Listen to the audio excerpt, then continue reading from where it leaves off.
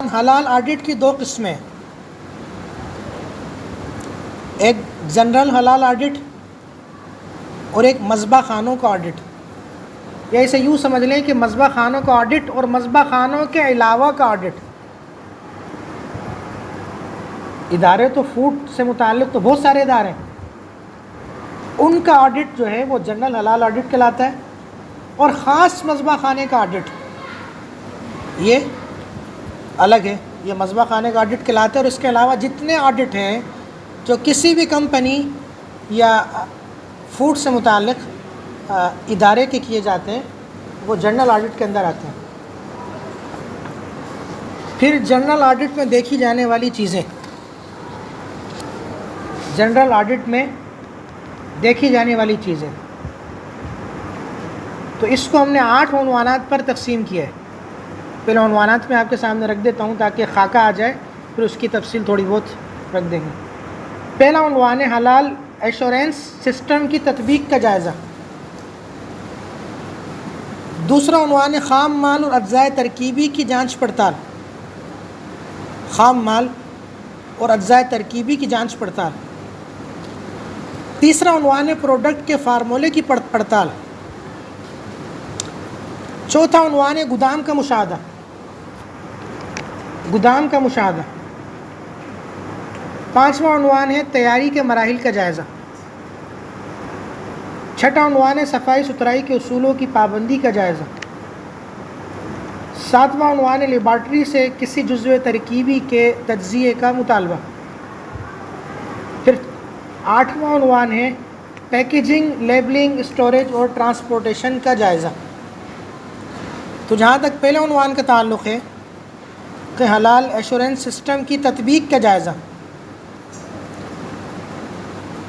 اس کی تشریح ہے کہ آڈٹ جب شروع کریں گے تو سب سے پہلے اس مرحلے کو دیکھیں گے اور یہ دیکھیں گے کہ مینوفیکچرنگ سے متعلق جو پالیسی ہے اور جو مرتب ضابطے ہیں وہ ان کے پاس موجود بھی ہیں کہ نہیں،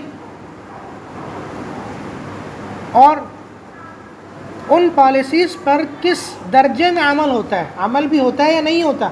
ہو سکتا ہے کہ موجود تو ہو لیکن عمل درآمد نہ ہو۔ اور اس طریقے سے یہ بھی دیکھیں گے کہ ان پالیسیز کا اسٹاف کو کتنا علم ہے، وہ اسٹاف ان پالیسیز اور ضابطوں کو جانتا ہے کہ نہیں جانتا۔ سب سے پہلے تو یہ مرحلہ ہوگا۔ پھر اس کے بعد خام مال اور اجزاء ترکیبی کی جانچ پڑتال، کہ خام مال کو دیکھیں گے، را مٹیریل جو ہے کہ خام مال کے اندر کوئی حرام جز تو شامل نہیں ہے، خام مال کلیئر ہے یا نہیں ہے حلال کے اعتبار سے۔ اور اسی طریقے سے پروڈکٹ کے اوپر جو کوڈ لکھا ہوا ہے اس کوڈ اور اس کے مصداق کا موازنہ کریں گے کہ دونوں ایک ہی ہیں یا کوئی فرق ہے۔ ہو سکتا ہے کہ کوڈ کچھ اور ہو، اس کے اندر ڈلا ہوا کچھ اور ہو، تو آڈٹ کے اندر یہ بھی دیکھیں گے۔ اسی طریقے سے تمام اجزاء ترکیبی ان کی فہرست دیکھیں گے جو کسی پروڈکٹ کے اندر وہاں ڈل رہے ہیں، استعمال ہو رہے ہیں، ان کی فہرست دیکھیں گے، کوئی مسئلہ تو نہیں ہے اس میں۔ اسی طرح ان اجزاء ترکیبی کے جو فراہم کنندگان ہیں یا جن ممالک سے انہیں درآمد کیا گیا ہے ان کی بھی مکمل تفصیلات آڈٹ کے اندر لیں گے، اور درآمد کی صورت میں ان کے ساتھ اگر کوئی سرٹیفکیٹ آیا ہے حلال کا تو وہ سرٹیفکیٹ بھی دیکھیں گے، اس کی فوٹو کاپی وصول کریں گے اور اپنی رپورٹ کے اندر وہ فوٹو کاپی لگائیں گے۔ اسی طرح خام مال کی مقدار کتنی ہے، اس کی رسیدیں کہاں ہیں، وہ رسیدیں ان سے لیں گے۔ اور اسی طرح یہ بھی دیکھیں گے کہ خام مال جو ہے اور پیداوار کی جو مقدار ہے وہ ایک جتنی ہے یا کوئی فرق ہے۔ ایسا نہ ہو کہ خام مال کم ہے اور پیداوار زیادہ ہے، جو پروڈکٹ تیار ہے وہ زیادہ ہے، خام مال تھوڑا ہے۔ اس کا مطلب یہ ہے کہ خام مال اتنی مقدار میں نہیں آ رہا جتنی پیداوار ہے، تو یہ باقی کا مال کہاں سے آ رہا ہے؟ یا اس کا الٹ بھی ہو سکتا ہے. تو یہ ساری چیزیں اس مرحلے میں دیکھیں گے. تو اس کے بعد اگلا عنوان ہے پروڈکٹ کے فارمولے کی پڑتال. کہ کسی بھی پروڈکٹ کو تیار کرنے کا جو فارمولہ ہوتا ہے اس کو اور اجزاء ترکیبی کو دیکھیں گے کہ دونوں میں مماثلت ہے یا نہیں ہے. اس سے بھی اندازہ ہو جائے گا کہ کہیں کوئی مسئلہ تو نہیں ہے. اگر فارمولہ اور اجزاء ترکیبی دونوں میں مماثلت ہے تو اس کا مطلب یہ ہے کہ جو فارمولہ اس میں اپلائی ہوتا ہے وہی اجزاء ترکیبی ہے. مطلب یہ ہے کہ کوئی مسئلہ نہیں، اگر کوئی فرق آئے گا تو اس کو پکڑ لیں گے. اسی طرح گودام کا مشاہدہ بھی کریں گے. جو ویئر ہاؤس ہوگا اس کا مشاہدہ بھی کریں گے کہ اس گودام کے اندر خام مال کے ساتھ حرام اجزاء کے ملنے کے کوئی امکانات تو نہیں ہیں. اور اسی طریقے سے خام مال کا جو رسیدیں ہیں یا دستاویزات ہیں ان سے موازنہ، کہ جو رسیدوں میں لکھا ہوا ہے یہ وہی خام مال ہے، اتنی ہی مقدار میں ہے یا کوئی مسئلہ ہے. اسی طریقے سے ڈبوں میں جو مصنوعات ہوں گی گوداموں کے اندر ان کو بھی باقاعدہ دیکھیں گے کہ کوئی مشبوہ یا مشکوک مواد تو اس کے اندر نہیں ہے. اسی طرح کیڑے مکوڑوں کی روک تھام وغیرہ کے لیے انتظامات ہیں یا نہیں ہیں کہ اس ویئر ہاؤس کے اندر فوڈ سے متعلق مواد موجود ہے تو کیڑے مکوڑوں کی روک تھام سے متعلق بھی انتظامات ہیں یا نہیں ہیں. پھر اگلا مرحلہ ہوگا تیاری کے مراحل کا جائزہ. اس میں یہ دیکھیں گے کہ مصنوعات کے اندر کوئی نقصان دہ چیز شامل تو نہیں ہو رہی، اور اسی طریقے سے صفائی ستھرائی کا معیار کیسا ہے، اور ہر تھوڑی دیر کے بعد ہاتھوں کو یا اوزاروں کو جو استعمال ہوتے ہیں مینوفیکچرنگ کے اندر اور تیاری کے مراحل میں انہیں دھویا جاتا ہے یا نہیں دھویا جاتا. اسی طرح عاملے کا جو یونیفارم ہے اس کی صفائی ستھرائی سے متعلق کہ وہ یونیفارم کیسا ہے، صاف ہے کہ نہیں ہے، اور دستانے پہنے ہوئے ہیں کہ نہیں پہنے ہوئے، بالوں کو کور کیا ہوا ہے یا نہیں کیا ہوا، اور کسی فرد کو کوئی خطرناک اور موذی بیماری تو نہیں ہے جو آگے منتقل ہو جائے.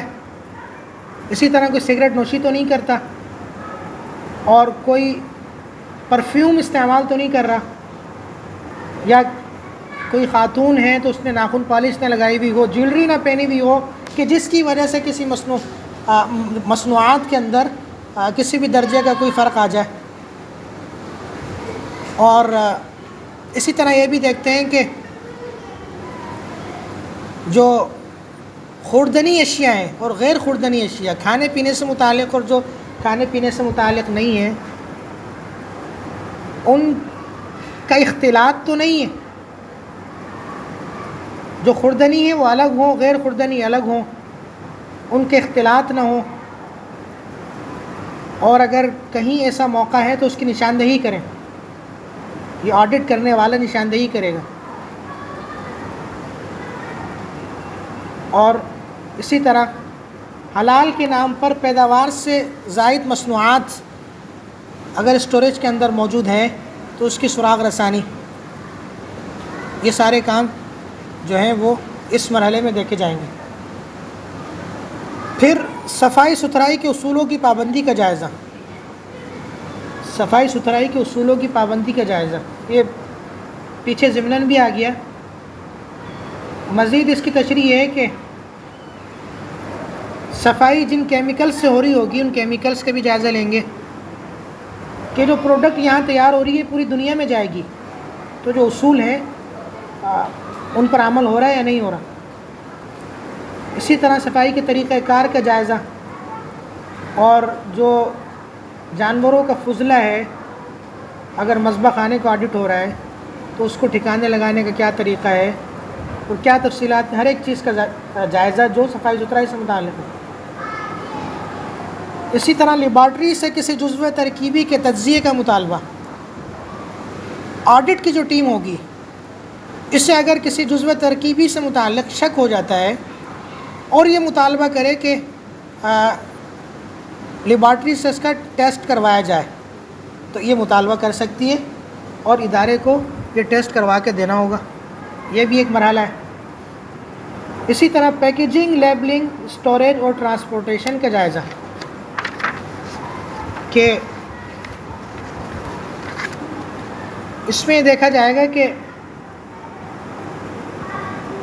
اسٹور میں حلال اور حرام جو ہیں وہ ایک ساتھ تو موجود نہیں ہیں، اور پیکنگ کا جو مواد ہے وہ ایسا تو نہیں ہے کہ کسی حرام ماخذ سے حاصل کیا گیا ہو، کہ پیکنگ کی جتنی بھی چیزیں ہیں جن میں کسی چیز کو پیک کیا جاتا ہے ان کو تو کسی حرام ماخذ سے نہیں بنایا گیا، یہ بھی دیکھیں گے، اور حلال کے لیبل کا بھی جائزہ لیں گے۔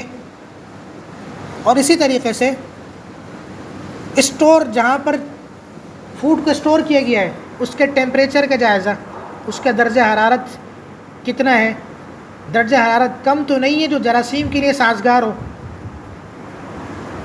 اور اسی طریقے سے یہ جو فوڈ سے متعلق پروڈکٹ ہیں، گاڑیوں کے ذریعے جن کی ترسیل ہوتی ہے، تو ان گاڑیوں کی صورتحال کیا ہے، وہ صرف حلال کے لیے مختص ہیں یا حلال کے ساتھ حرام کی بھی ترسیل وہ کرتی ہیں، تو یہ ساری چیزیں دیکھی جائیں گی۔